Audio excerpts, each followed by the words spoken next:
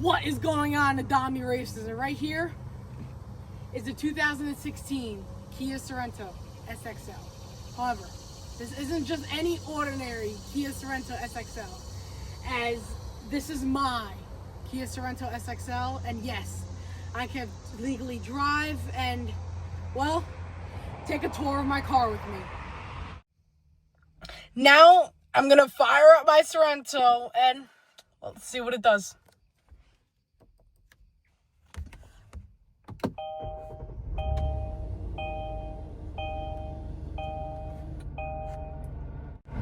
Now let's rev it.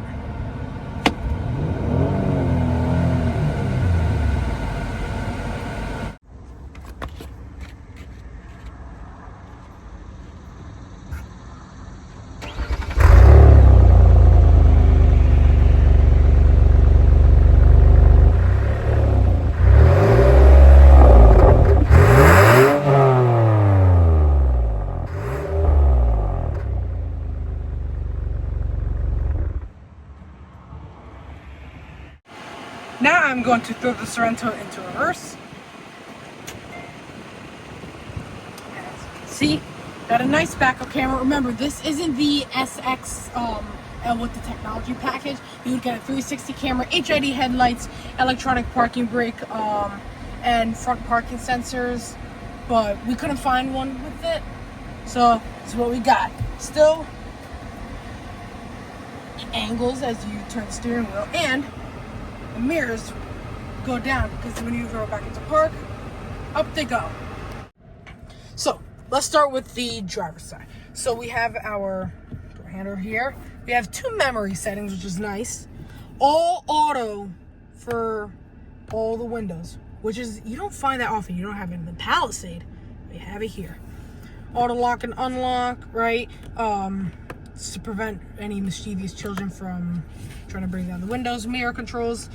But what is this auto for? If you push it down to the right, yes, this has folding mirrors. They fold when you lock them, when you lock the car, and unfold when you unlock the car. It's pretty nice. Down here we have overall illumination, blind spot monitoring, AC 115 volts, traction control off, fuel gauge, and obviously for the power tailgate. Moving into the instrument cluster, we have our RPM gauge. See? We have our speedometer, which also moves. Don't know if you can see. Here we go. See, it moves. And obviously, this car also does have the parking sensors, and you can even see it here. Watch this. See? Look at that. It's pretty cool. But let's go through this digital menu right here. Just hit 100,000 miles, right? You can press all these different options. So, starting here, we have just our different modes and everything. Horn. Here we go.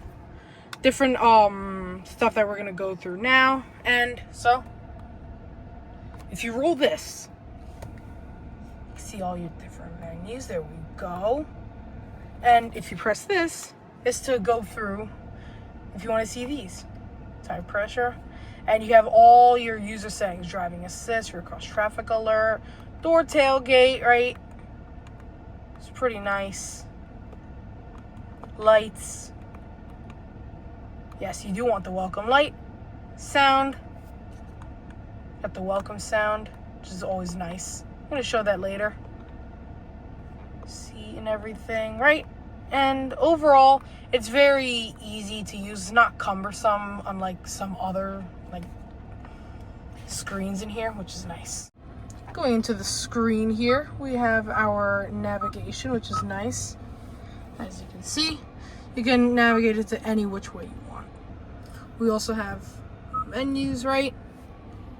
As you can see, look at this. Yes, Apple CarPlay, Android Auto. 2016, woo! Gotta love it. And you have all your other options in here. You have your setup and everything. You have so many different things you can configure. Look at this. Position, tone, guidance. It's just awesome. You have your general settings. There we go. You have e-services, Warranty already expires 100,000 miles, and I'm at 100,009 miles, right? So you have Wi-Fi, you can connect the car to Wi-Fi. Of course, we have it connected to our Wi-Fi, right? You have your navigation options, which is really cool. The car does feature Sirius XM. Awful song. Moving down here, obviously we have our lovely engine start-stop. Focus, there we go. Right? Auto climate control, and here are all your clean air. Focus phone. Right? Yeah, there we go. Clean air. You know your air is very, very clean from these. As you go down here, you have heated and ventilated seats, which is nice, and a heated steering wheel. Shows you heated steering wheel on, off. All right, down here, 12-volt sockets, right? For if you want to light your cigarettes or something. Phone charger that you could just plug your phone in. It's not in use. Very nice. This is black plastic, but this is wood trim. Yes, this has wood trim on the steering wheel. Thank you, Kia. All right, obviously we have our shifter, drive, and you can actually shift manually. Pretty nice. All right. This is where the e-brake would go if you had the technology package, right?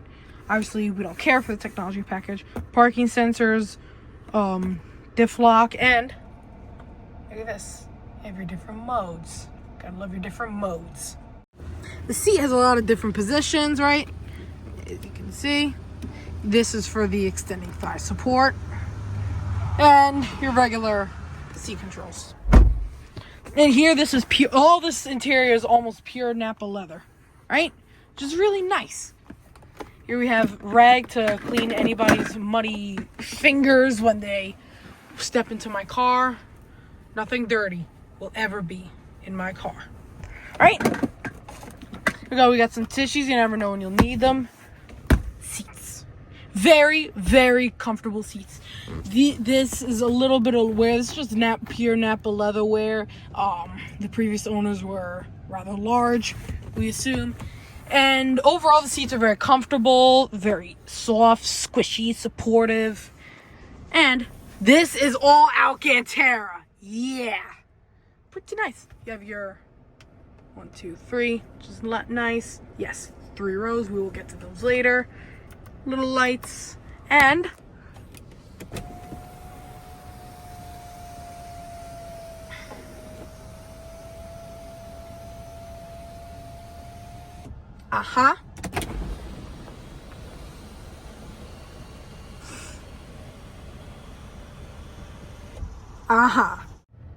And next up, we move on to the back seat. This is actually real wood, which is nice. Look at that. You have a long, hard day at work, just drive and you can just rub your wood, right? Obviously our panoramic sunroof, there we go. You have your, oh shit, handle here. Little light. And look at this. Yes. Got your own little sunshade back here. There we go. Overall, the seat is still very comfortable. You're swimming in space. This is where I would sit, and you could just sit back, relax, just contemplate your life choices because, well, that's what you want to do. Anyways, we have our storage pockets in here, right? Very nice. Like this. All still Nappa leather, which is pretty impressive. Probably takes a lot of baby cows to make this, right? Heated seats back here, which is very nice. Left side doesn't work, but yeah, 2-stage heated seats, pretty nice. These seats are slidey and they can recline, but let's bring them up because now time for the third row. Only this side you can bring it up, which sucks. Slide it, hop back in, you climb in, there we go. All right, and the seat's almost all the way back. And I still got decent room, I should say. Here we go. My knees are up against the seat, but my knees aren't up to my mouth. And what's interesting here is, unlike the second row, you only have AC vents, right? And you also have 115 volt power outlet, which is very nice. And if you look, you also have 12-volt socket, and a USB. Very, very, very nice. Anyways, back here in the third row, these seats are still Nappa leather. I don't know how you can tell. Squish, and you see the wrinkling. This horrible lighting back here, but here we go. See that wrinkling? Nappa, baby. Alright, anyways, sitting back here, you're in rather pristine comfort for if you're a little kid. Alright, look at this. Own little AC.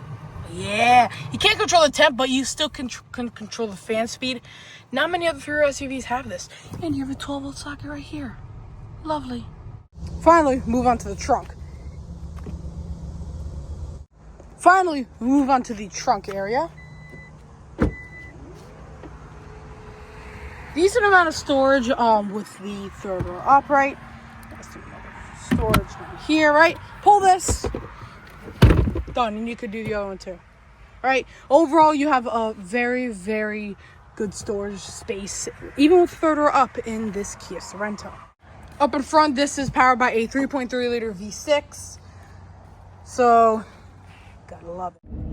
Okay, I know a lot of you are gonna question this, my car choice. You're gonna be like, why would you pick a 3-row SUV that doesn't seem that powerful, is a Kia, and is only a V6? Well, let's go through my reasons. Because not only does it have wood trim, this is the one thing that I really want in a car, right? Wood trim has always been so significant to me. No reason why, but I just love it. Second is the V6. This thing is fast, literally fast. Almost as fast as the Grand Cherokee, which is pretty interesting. Third, luxury. This car is one of the most luxurious on my possible list. 4, decent fuel economy. 5, I wanted the third row. You never know when you're going to be carrying people or carrying stuff. You can use this car for transporting your little cousins to their soccer games, snow tires, or humans that you want to throw away. You never know, right? And the speed is just mind-boggling in this car. May not seem like that to all the other people that are watching, but you know what? I've been in some decently fast cars, and fastest one was a C8 Corvette. This is still pretty quick, even after being in that car. And on top of that, the option of me getting a BMW V12 was unfortunately vetoed, and Accord prices were very high. Lexus ES Black Diamond editions were impossible to find. TSX V6s are basically scarce. So, you know what? While just searching around for any car near the dealerships near us, we happened to stumble upon this car during our last dealership visit. And you know what? We walked home with this car. Which, this is so surreal to me because you guys know I love cars. And the fact that I actually have a car is, it's an experience. It's something that you can never take for granted. And I thank all the Unadami racers for watching this. But now, let's take it for a drive. Sorento, finally the day is here, and well, let's get started. Okay, first thing I noticed is how comfortable the ride is. Like, it's not floaty like some other cars are. Some other cars, they just like glide and the suspension just goes and you barely feel it, right? This car, you kind of feel the road, but at the same time, the bumps, most of them get like swallowed up and you barely feel them. Like, this is a bumpy road that I'm on right now, and the Sorento's just handling it with ease. Another thing I want to talk about is the acceleration, right? Like, this is just like a little bit in eco. Yeah, it's definitely has like the quickness factor to it, because you even just the base of the throttle and you fly. So I think that's really where like people really need to watch out, because if you're going to be transporting your family in this, you don't want to just like put your foot half throttle down and then you have like give your kids whiplash or something. It's not something you want to do. All right, visibility is very good. Steering wheel, you know, I love my wood steering wheels. There we go. And overall, it's just very relaxing. Like you don't really want to go that fast in this car, although it does have some power. You just want to cruise, and that's what's really awesome about this car. You're able to just cruise and do nothing more. Handling is also pretty decent. See this? Yeah. Pretty decent handling, which you gotta love. And, oh my god, bird. You don't want a Kia that's gonna be handling like a Bugatti or like some Lamborghini, like, but you also don't want something handling like a Mercedes, like original A-Class that you like roll over. Everyone's like, so you want the perfect balance, and I feel like this car is the perfect balance that you get. Steering is on the lighter side, right? But it's still responsive enough to like still give you feedback. So yeah. Right, then I'll like obviously go into it later.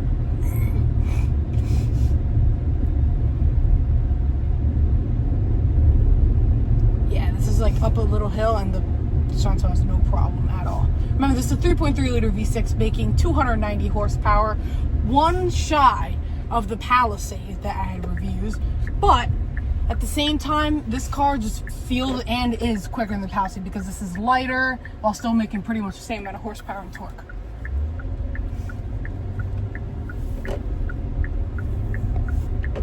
Yeah, it just glides. And even on like a windy road, the car it inspires confidence in you that you know, okay, the car's gonna be all right. You're not gonna flip. You're not gonna die. You're just gonna be cruising along. And this is really what I love about my Sorento. I mean, there's no real like handling difference from like the other trims from like L, LX, EX, SX, because this is the SXL or SX Limited as some call it. So yeah, this is basically like the calm driving aspect of the Sorento. And the brakes, they are sound. Yeah, there we go. Gotta love the brakes.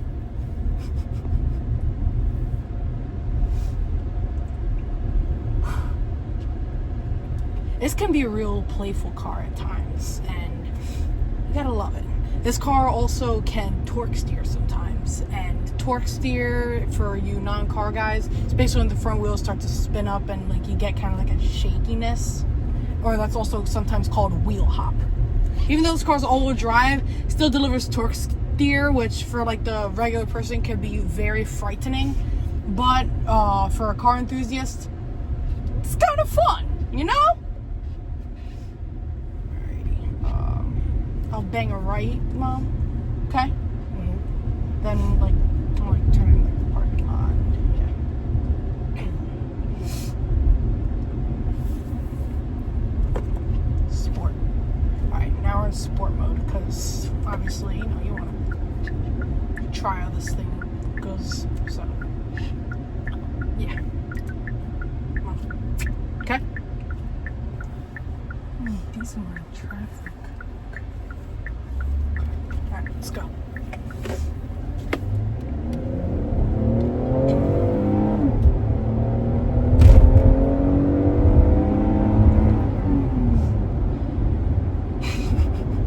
Yeah, it's fast. Obviously, it's not going to be mind-blowing like the Mercedes-Benz, right? Or like the E450, or even the E350 for that matter.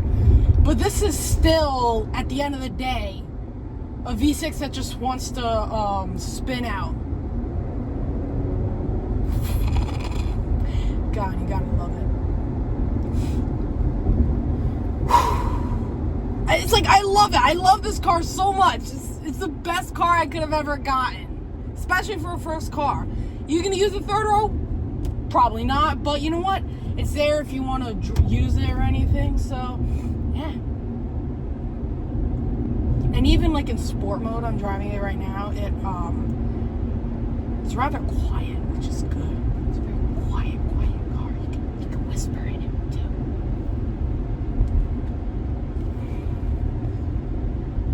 If we could get, oh, sorry. See if we can get some wheel hop. Behind me. Did you hear that? Yes, this car actually does wheel hop, which is nice. And you hear like a kind of a bit of a wheel spin. I gotta see this one more time. With brake boost. See, that's more of an all-wheel drive launch when you have the brake boost. Whereas if you just like floor from a standstill without any brake boost, that's when you get the spinning of the tires, which is, I've never experienced that before, so yeah. Oh, yo tengo que esperar.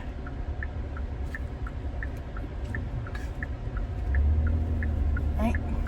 It might even do it from us, from like a rolling start too.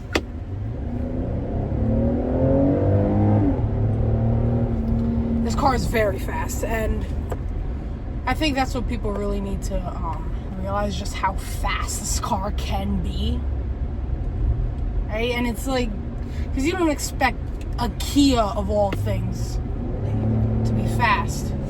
But then once you get past 4,000 RPM, it feels like there's a turbo, even though there's no turbo at all. It's just like a naturally aspirated, rather small V6, because most V6 3.5, 3.6, right, even 3.4. This is 3.3 liters, and it's a bit smaller, you know? But overall, this car is just a joy to drive.